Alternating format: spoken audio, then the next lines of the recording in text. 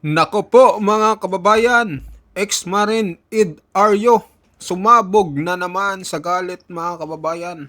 Patungkol nga ito sa panayam ni sa sinabi ni General Browner na panawagan niya na wag na daw isali ang AFP sa politika. So ito sumagot agad si Kuya Ed, no, na isang ex-marine mga kababayan, at sinabi niya pa na mga kababayan, wag mong kalagkarin ang mga sundalo.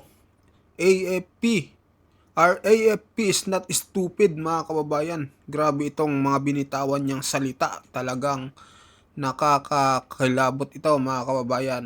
Matinding mensahe para kay General Browner. General Browner, ano kayo masasabi mo dito sa panawagan ng isang ex-marine na si Kuya Ed TV? No, ito yung kanyang channel sa TikTok mga kababayan, Kuya Ed TV Vlog. Ayan. So panoorin na natin to mga kababayan. Eto na. Magandang umaga ang Kuya Ed TV. Opo. At magandang umaga pa o gabi sa ating mga kapanalig na OFW. At magandang umaga din po sa lahat ng ating taga-subaybay at sumusuporta sa Kuya Ed TV, no, sa ating TikTok, YouTube page at channel. No, maraming salamat po sa inyo pong pagtitiwala. Ang comment lamang po natin ngayon ay ang tungkol sa viral na post, no, regarding sa statement ng ating butihing hepe ng Sandatahang Lakas, General Browner. To defy it clearly na sabi niya, wag nang isama sa mga issue ang Sandatahang Lakas, no? This feeling of General Browner comes out, no, in the way na medyo silly, wag nang isama sa issue, but truly na sentro ng usapin ang Sandatahang Lakas. At ang mandato pong to ay hindi pwedeng pasinungalingan. Dahil ang taong bayan sa Sandatahang Lakas nagtitiwala at umaasa. Dahil sa lahat ng event ng pagbabago ng administrasyon, ang huling gumagalaw ay ang Sandatahang Lakas in the protection of our people. Sa mandato na tagapagtanggol at pangalaga ng katahimikan ng ating bayan ay ang Sandatahang Lakas. Nowhere nagiging popular and colored status situation ang Sandatahan.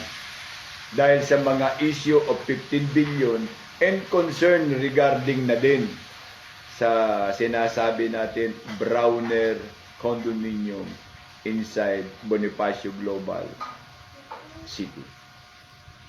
Papaano magtutugma at magtatama ang salita at ang request nitong wag nang isama ang Sandatahang Lakas sa mga issue, sa mga issue ng anumang issue meron ang ating pamahalaan ngayon na actually totoo naman. The corruption is very rampant. Totoo. No direction, no leadership na hindi nai-involve sa corruption. Especially this goddamn DPWH na ngayon ay nasunog. That is story na sinunog. Lahat po yan ay isang forecast.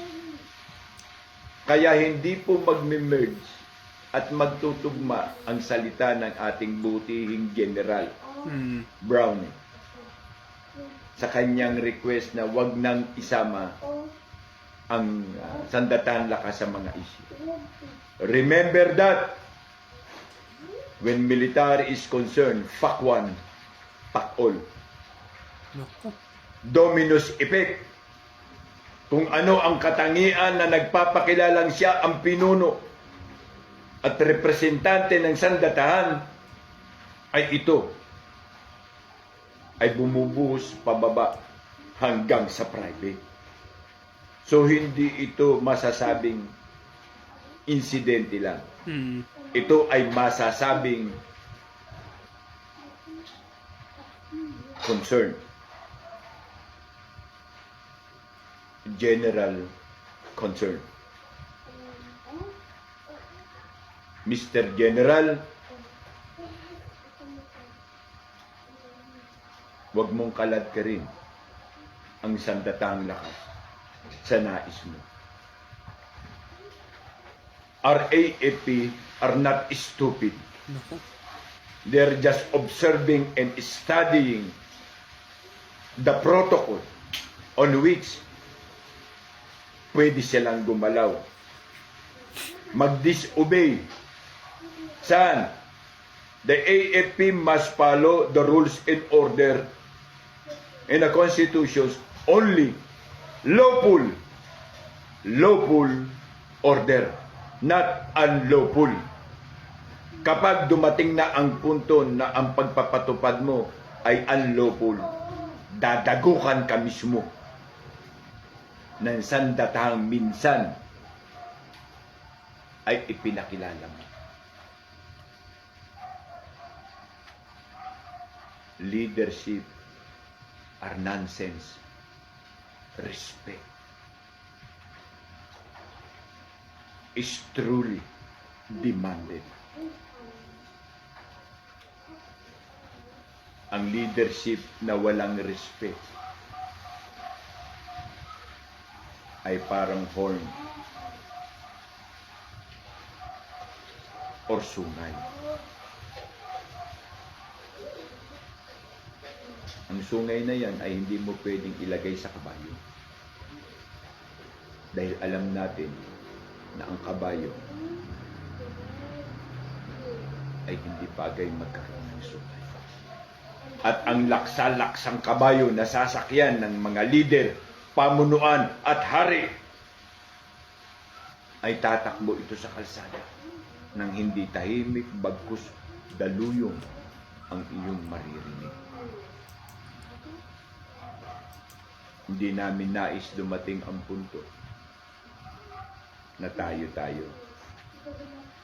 But it chosen, sometimes the times come. Hindi na may at hindi tayo bulag. There is another centralized story or scenario regarding proxy war between America and China. Ang proxy war na to, sila ang mananalo at tayo ang magsasakripisyo. Doon mo tignan, Mr. Browner, kung aangko pa ba ang lakas ng sandatahan sa biglaang aksyon na pwede posibilidad na mangyari. Paalala lamang, Mr. Browner, hindi lahat ng panahon ay nasa posisyon tayo. Pakinggan mo ang boses ng mga kawal. Pakinggan mo ang boses ng sigaw ng mamamayan. Dahil dyan tayo nanumpa ng tungkulin. Dahil kung walang mamamayan, walang sandatahan. Naku, diba? So yun mga kababayan, grabe matindi tong isiniwalat ni ni Kuya Ed. Talagang matalinhaga mga kababayan. Sabi niya sa huli kung walang mamamayan, walang sandatahan. Totoo nga naman mga kababayan. Talagang sinabi niya dito na ang dapat nating paglingkuran ay ang taong bayan. 'Di ba? Ang Pilipino ay nananawagan mga kababayan sa sandatahang lakas. Bakit ngayon ay ayaw niya nang wag na daw isali sa politika ang itong sandatahang lakas, sabi ni General Browner mga kababayan. So ano masasabi nyo mga kababayan dito sa pahayag po ni ex-Marine Eduardo Aryo, mga kababayan. So mag-comment kayo, mag-subscribe at mag-like sa ating video. So maraming salamat po sa inyong lahat.